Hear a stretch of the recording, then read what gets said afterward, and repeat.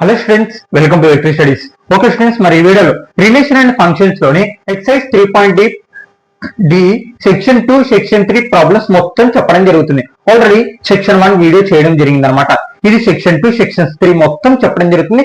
ఏ problem skip చేయను, text book ప్రకారం follow అవ్వండి. ఖచ్చితంగా ఎవ్రీ లెసన్ అనేది ఖచ్చితంగా నేర్చుకోండి. ఆల్రెడీ చాప్టర్ వైజ్ వెయిటేజ్ కూడా మన ఛానల్లో చెప్పడం జరిగింది. ఇలా టెలిగ్రామ్ లో డిస్క్రిప్షన్ కింద టెలిగ్రామ్ లో జాయిన్ అవ్వండి. మీకు ఎటువంటి ఎడ్యుకేషన్ కి సంబంధించి ఇన్ఫర్మేషన్ కానీ ఎటువంటి ఇన్ఫర్మేషన్ ఉన్నా మన ఛానల్లో ఇంటర్మీడియట్ వాళ్ళ కోసం, అలాగే 10th క్లాస్ వాళ్ళ కోసం మీకు ఏమైనా పీడిఎఫ్స్ కావాలనుకుంటే, అంటే నోట్స్ కానీ ఏదన్నా మోడల్ పేపర్స్ కానీ ఇలాంటివి కావాలనుకుంటే నాకు మెసేజ్ చేయండి. టెలిగ్రామ్ కానీ యూట్యూబ్ కానీ నేను మీకు పంపించడం జరుగుతుంది. ఖచ్చితంగా టెలిగ్రామ్ లో మెసేజ్ చేయండి, మీకు ఏ పీడిఎఫ్ కావాలన్నా పంపిస్తాను అనమాట. అలాగనే గుర్తుపెట్టుకోండి, మన ఛానల్ చాలా మందికి ఇంకా తెలీదు కాబట్టి మీరు ఖచ్చితంగా సబ్స్క్రైబ్ చేసుకుని మీ ఫ్రెండ్స్ కూడా ఖచ్చితంగా షేర్ చేయాలని కోరుకుంటాను. ఒకటే గుర్తుపెట్టుకుని, అక్కడ యూట్యూబ్ పక్కన హైప్ అనేది ఉంటుంది అనమాట. ఆ హైప్ కి పాయింట్స్ అనేది ఖచ్చితంగా ఇవ్వండి. ఎందుకంటే మన ఛానల్ ఇంకా చాలా మందికి తెలియదు. ఈ పాయింట్స్ ఇవ్వడం వల్ల ఎక్కువ మందికి రీచ్ అవ్వడానికి ఛానల్ అనేది అవకాశం ఉంటుంది. ఖచ్చితంగా సపోర్ట్ చేయండి. మీ నుంచి ఒక్కటే కోరుకుంటాను. ఖచ్చితంగా షేర్ చేయండి, అలాగనే ఖచ్చితంగా లైక్ చేయండి. ఖచ్చితంగా ఓకే కామెంట్ కూడా చేయండి, నేను మీకోసం ఖచ్చితంగా రిప్లై ఇస్తాను. ఓకే ఫ్రెండ్స్, మరి టాపిక్ వెళ్ళిపోదాం. ఖచ్చితంగా గుర్తుపెట్టుకోండి, స్కిప్ చేయకుండా వినండి, ఎలాంటి ప్రాబ్లం అని అర్థమవుతుంది. ప్రాబ్లంకి వెళ్ళిపోదాం. స్కిప్ చేయకుండా వినండి, ఖచ్చితంగా అర్థమవుతుంది. నేను కొన్ని ప్రాబ్లమ్స్ వల్ల నేను వీడియోస్ లేట్ చేయడం జరుగుతుంది, కానీ ఇప్పటి నుంచి ఏముండదు. ఖచ్చితంగా రెగ్యులర్ గా వీడియోస్ చేస్తాను. ఖచ్చితంగా టైం ప్రకారమే నేను సిలబస్ అనేది కంప్లీట్ చేస్తాను. ఖచ్చితంగా గుర్తుపెట్టుకోండి, SA1 FA1 FA2 యూనిట్ టెస్ట్లు ఇవన్నీ ఖచ్చితంగా ఫాలో అవ్వండి. ఖచ్చితంగా మీకు మంచి మార్క్స్ వస్తాయని కోరుకుంటారు.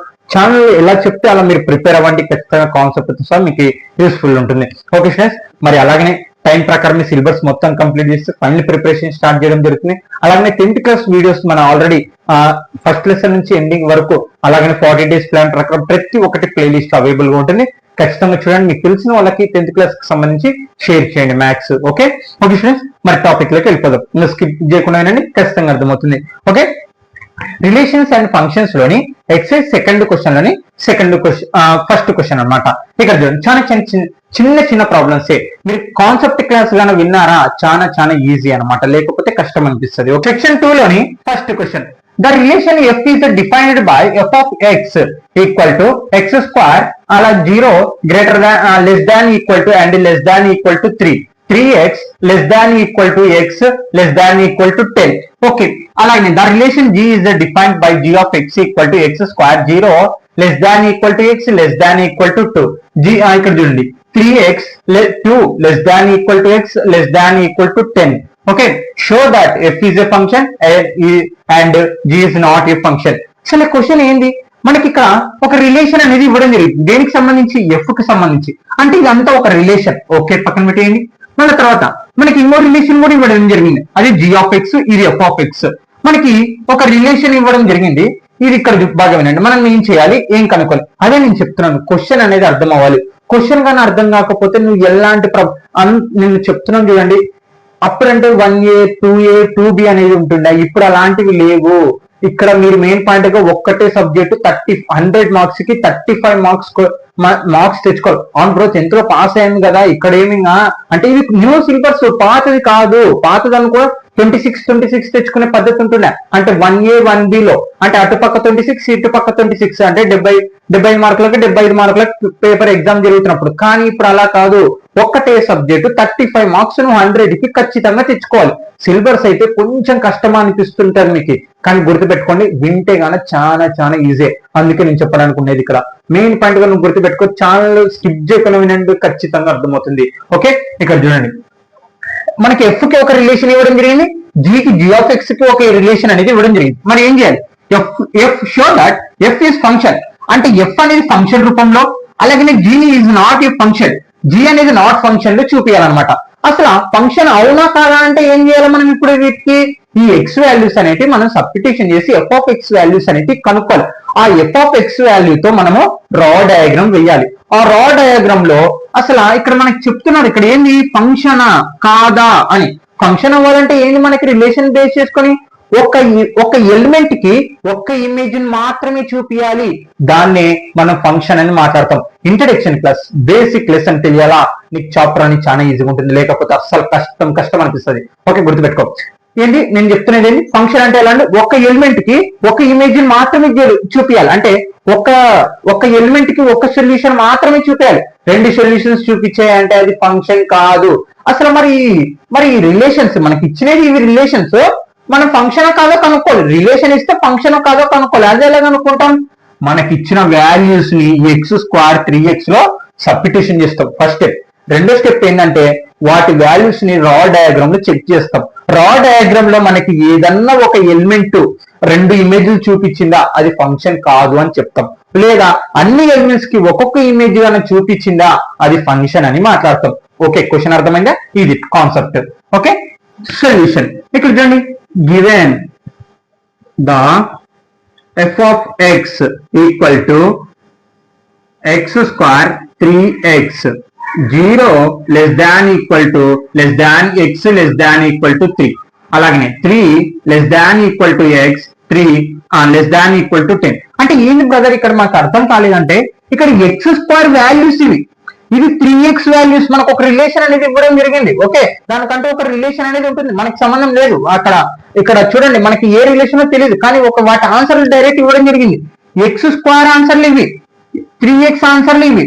మనం దీన్ని ఫంక్షన్ లో ఒక్కొక్క ఇమేజ్ ముందరకు వెళ్తుంటే మీకు అర్థమవుతుంటుంది. చూడండి, అవును బ్రదర్, మరి ఇక్కడ g less than equal to x less than equal to 3 అనేది అసలు ఏంది, అసలు ఆన్సర్లు ఎక్కడ ఉన్నాయి అంటే చూడండి, x ఈక్వల్ టు ఇక్కడ చూడండి, మనం ఇంకా గివెన్ దట్ ఇది అయిపోయింది. ఇప్పుడు ఎక్స్ స్క్వేర్ చేద్దాం. First X square F of X equal to X square, X equal to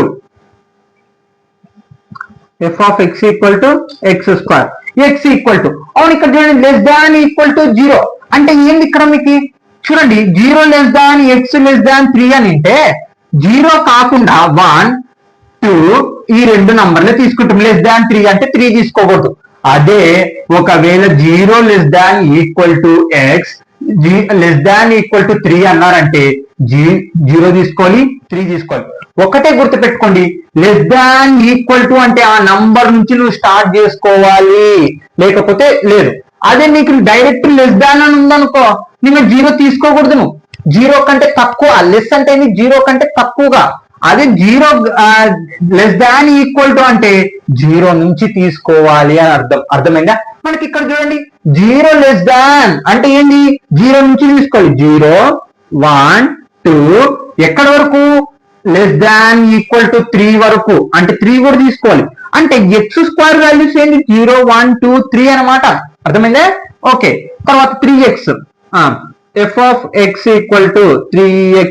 first మనం ఇది చేసేద్దాంలేండి. ఓకే, ఫస్ట్ ఇది చేసేద్దాం. ఎక్స్ బదులు వాల్యూ సబ్స్టిట్యూషన్ చేద్దాం. ఎఫ్ ఆఫ్ 0 సబ్స్టిట్యూషన్ చేద్దాం. ఎఫ్ ఆఫ్ 0 స్క్వేర్ ఆన్సర్ ఏమవుతుంది మనకి 0. తర్వాత ఎఫ్ ఆఫ్ 1 ఉంది కాబట్టి 1, ఎక్స్ స్క్వేర్ బదులు 1 స్క్వేర్ ఆన్సర్ ఎంత 1. ఎఫ్ ఆఫ్ 2 అంటే ఎక్స్ బదులు ఎంత 2 స్క్వేర్. ఓకే, 2 స్క్వేర్ ఆన్సర్ ఎంత 4. ఎఫ్ ఆఫ్ 3 వాల్యూ ఎంత మనకి 3 స్క్వేర్ అవుతుంది. 3 స్క్వేర్ అంటే 9. అంటే ఎక్స్ స్క్వేర్ వాల్యూస్ కనుక్కున్నాం. ఇప్పుడు y square values 3x values కనుక్కున్నాం. 3x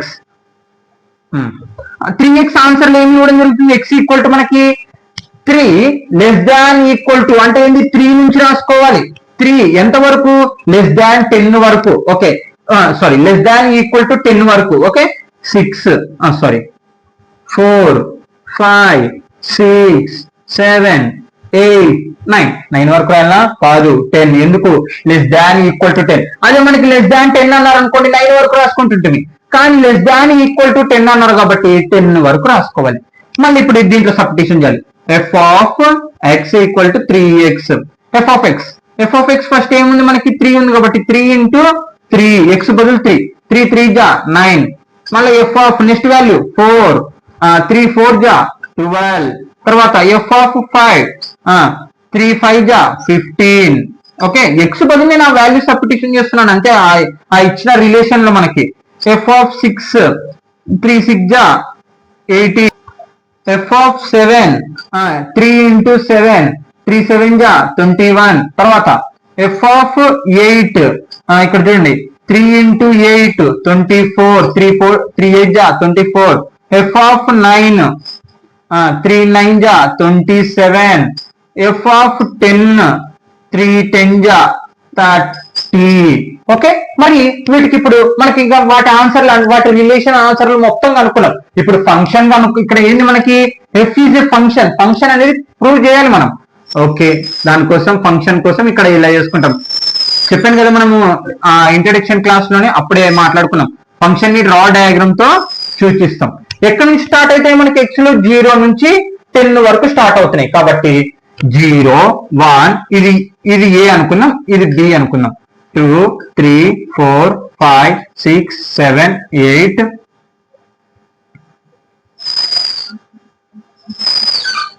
9 10.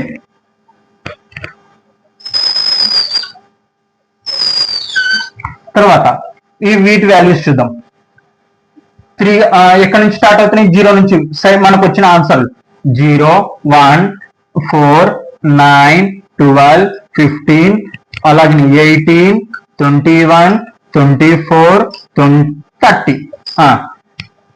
ఇక్కడ చూడండి, ఒక్కొక్క దానికి మనకు ఒక్కొక్క రిలేషన్ అనేది చూపించాలి. ఇక్కడ చూడండి 0 సబ్స్టిట్యూషన్ చేస్తే మనకి ఏం చూపించింది? 0 చూపించింది. ఓకే 0.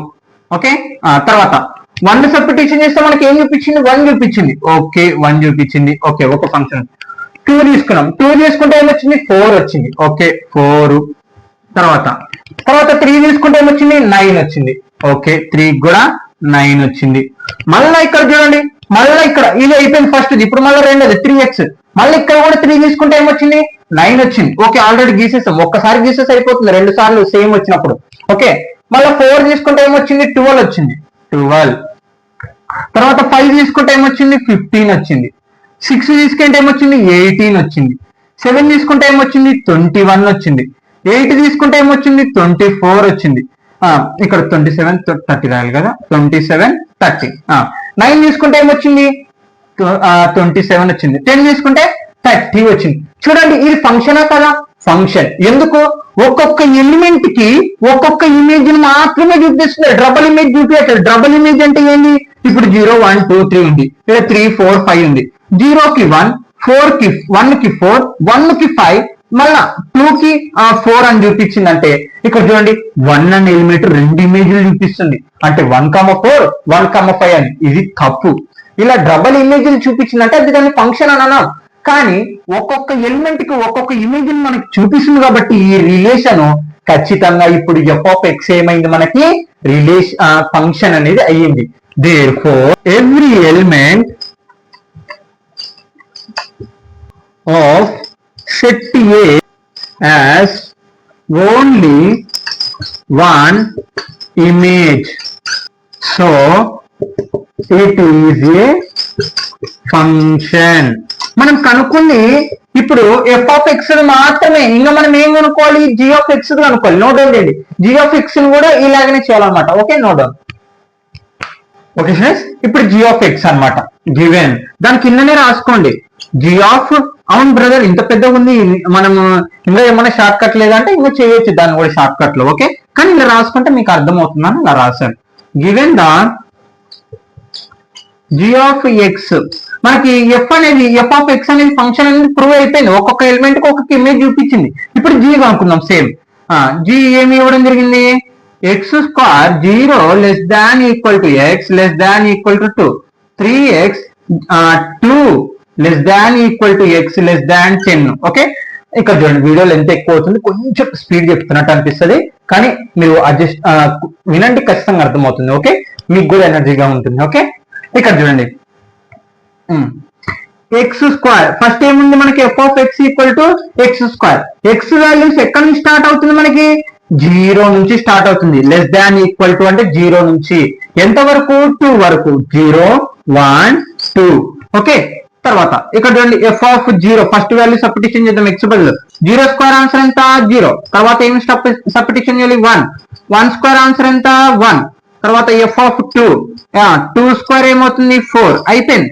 ఇప్పుడు మళ్ళీ కిందది 3x = x వాల్యూస్ ఎక్కడ నుంచి స్టార్ట్ అవుతుంది?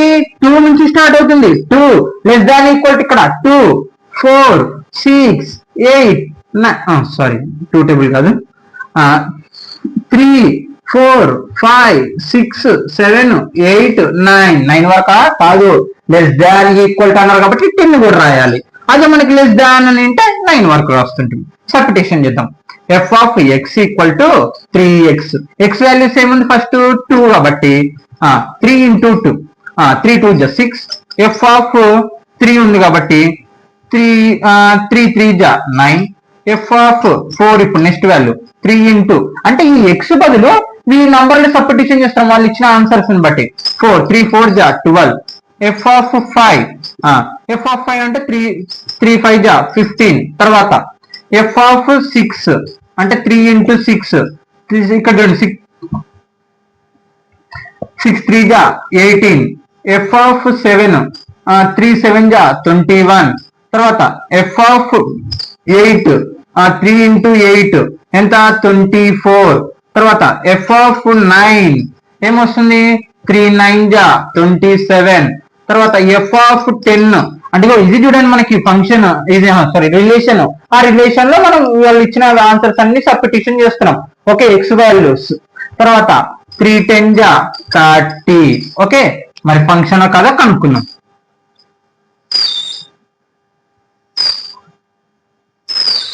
ఓకే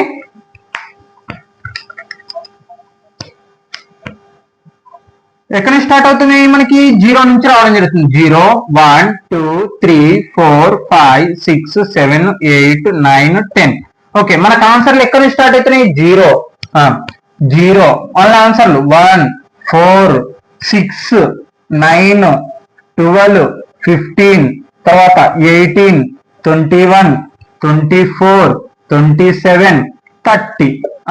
ఓకే జీరోకి ఏమొచ్చింది మనకి 0నే వచ్చింది. ఓకే 0 వచ్చింది ఫంక్షన్. తర్వాత 1కి ఆన్సర్ ఏమొచ్చింది 1 వచ్చింది. 2కి ఏమొచ్చింది 4 వచ్చింది. ఓకే ఇక్కడ చూడండి మళ్ళీ 2కి ఏమొచ్చింది మనకి 6 వచ్చింది. ఓకే దీని ఫంక్షన్ అంటామా అనం. 2 అనే ఒక ఎలిమెంట్ 2 ఇమేజ్ ని చూపిస్తుంది, 4 ని చూపిస్తుంది, 6 ని చూపిస్తుంది. అంటే ఇది ఫంక్షన్ కాదు. ఇంకా యాక్చువల్ చెప్పాలంటే దీనికి ఫంక్షన్ కాదు. ఇందాక మనకి ఒక్కొక్క ఇమేజ్ కి ఒక్కొక్క ఎలిమెంట్ కి ఒక్కొక్క ఇమేజ్ చూపించింది అది ఫంక్షన్ అన్నాం. ఇలా ఉన్నాయంటే వాటిని ఫంక్షన్ అని అన్నాం. ఓకే తర్వాత 3కి ఏమని చూపించింది మనకి 9. అయిపోయింది ఇది ఫంక్షన్ కాదు. గీసిన ఒకటే గీయకపోయినా ఒకటే. 4కి 12 5కి 15 తర్వాత 6కి 18 తర్వాత 7కి 21 8కి 27 9కి 27 24 27 10కి 30. చూడండి 2 అనేది 2 ఇమేజ్లు చూపిస్తుంది. అంటే 2,4 అలాగే 2,6 ఇలా చూపించిందంటే అది ఫంక్షన్ అనేది కాదు.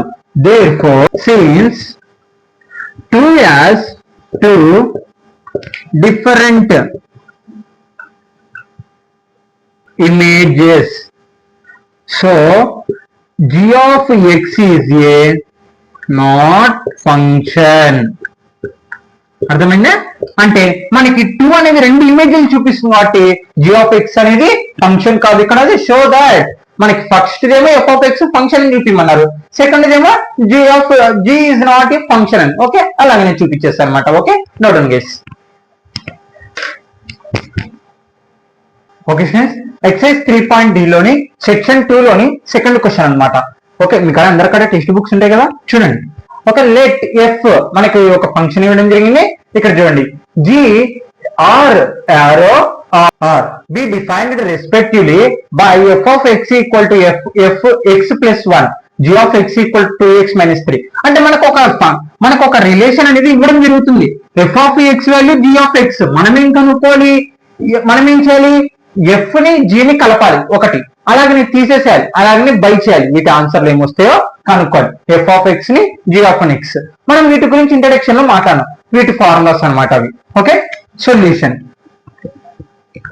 గివెన్ చాలా ఈజీగా ఉంటాయి. F of X equal to X plus 1 G of X equal to 2x minus 3. ఇక్కడ ఫస్ట్ కండిషన్ ఏంది ఎఫ్ ప్లస్ జీ అంటే ఫార్ములా ఏంది మనకి F of X equal to F of X plus G of X. అంటే మనకి F plus G of X కావాలంటే ఏం చేయాలా, ఎఫ్ ఆఫ్ ఎక్స్ ని జీ ఆఫ్ ఎక్స్ ని కలపాలి. ఓకే ప్లస్ లో ఉన్నప్పుడు ఎఫ్ ఆఫ్ ఎక్స్ ఏముంది X plus 1. Okay first F of plus G. F of X value ఎంత వచ్చింది ఎక్స్ ప్లస్ 1 కదా 1 plus G of X value ఎంత 2x minus 3.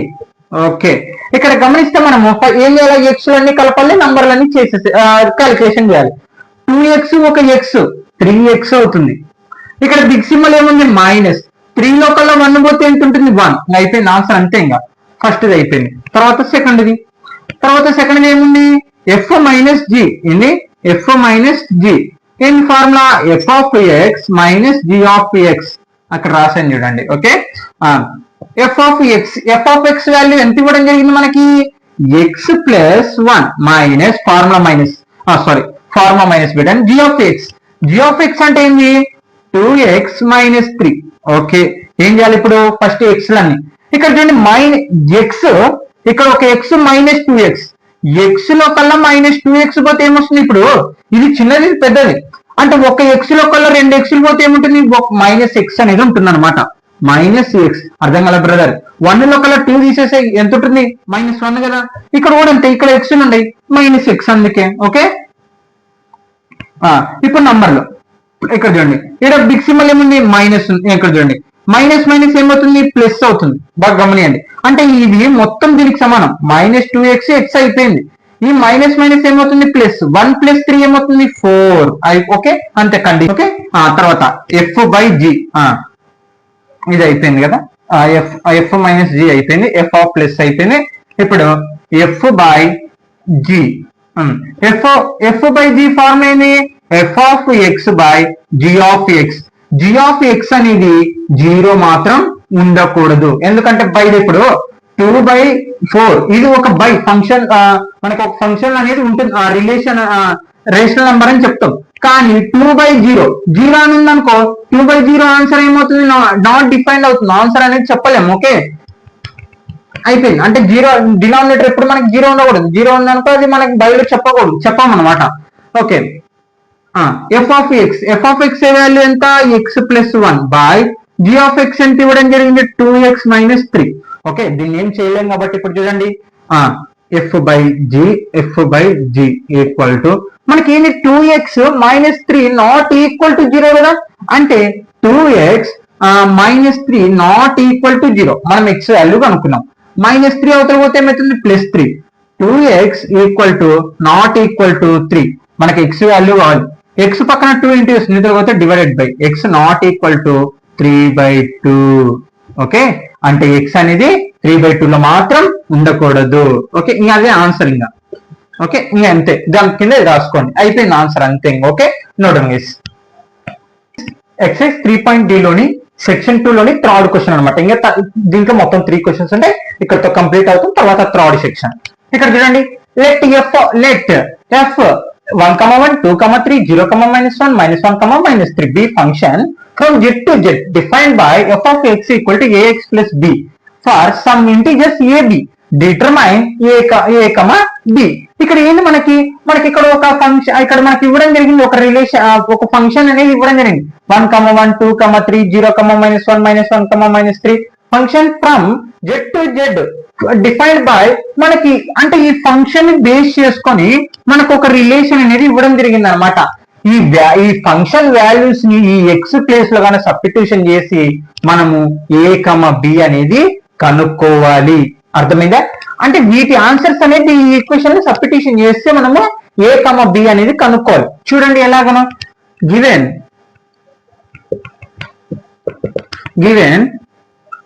f of x equal to ax plus b. మనం f of x అంటే ఏం మాట్లాడుకున్నాం, y కదా, ax plus b. ఇక్కడ చూడండి, ఇది 1 అయింది. ఇప్పుడు f of x అంటే y వాల్యూ ఎంత 1 కదా. ఇప్పుడు చూడండి, మనం ఇదే కదా ఇన్నాళ్ళు నేర్చుకునేది, మనము రిలేషన్ అండ్ ఫంక్షన్స్ అని ఇదే నేర్చుకునేది. మరి ఇప్పుడు ఇది చూడండి, మనకి ఇది f of x అయిందంటే ఇది ఏంటి y వాల్యూ, ఇది f of x అయిందంటే ఇది y వాల్యూ, ఇది f of x అయిందనుకో ఇది y వాల్యూ కదా.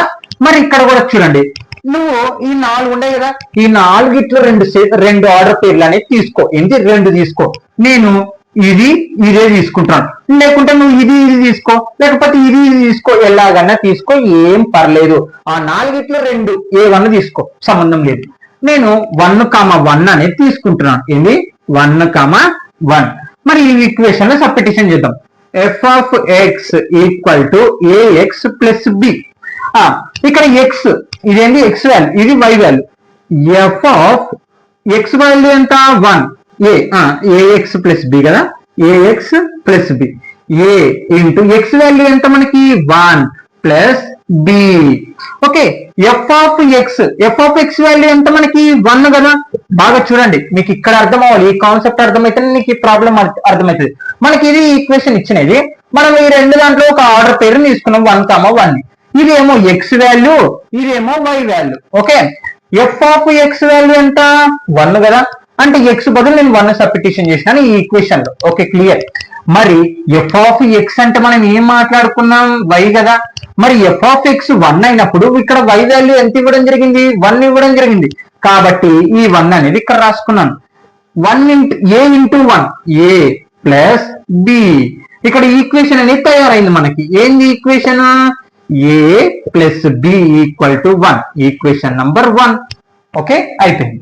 తర్వాత ఇంకో ఆర్డర్ పేరు తీసుకున్నాం. ఇంకోటి నేను 2, 3 తీసుకుంటాను. ఏంది 2, 3 అంటే F of X equal to AX plus B. Okay, దీంట్లో సబ్స్టిట్యూషన్ చేయాలి. ఎఫ్ ఆఫ్ ఎక్స్ వాల్యూ ఎంత మనకి ఇక్కడ 2, ఏ ఇంటూ ఎక్స్ ఎంత 2 కాబట్టి 2 ప్లస్ బి. ఎఫ్ ఆఫ్ 2 అంటే ఏంది మనకి, ఎఫ్ ఆఫ్ ఎక్స్ అంటే ఏంది వై. అంటే ఇప్పుడు ఎఫ్ ఆఫ్ 2 వాల్యూ ఎంత మనకి 3. చెప్పాను కదా, ఇది ఎక్స్ వాల్యూ, ఇది వై వాల్యూ. ఇది ఎక్స్ అవుతుంది అనుకో, ఇది వై అవుతుంది. ఎఫ్ ఆఫ్ ఎక్స్ బదులు 2 అయింది కాబట్టి ఇప్పుడు నేను డైరెక్ట్ ఆన్సర్ 3 రాసుకుంటున్నాను. ఇగో కండిషన్ ఏ, ఇక్కడ చూడండి,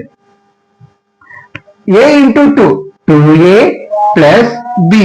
ఈక్వేషన్ రెడీ చేయండి దాన్ని కూడా. 2a plus B equal to 3, equation number 2. మనకి ఏ బి కావాలి ఇప్పుడు.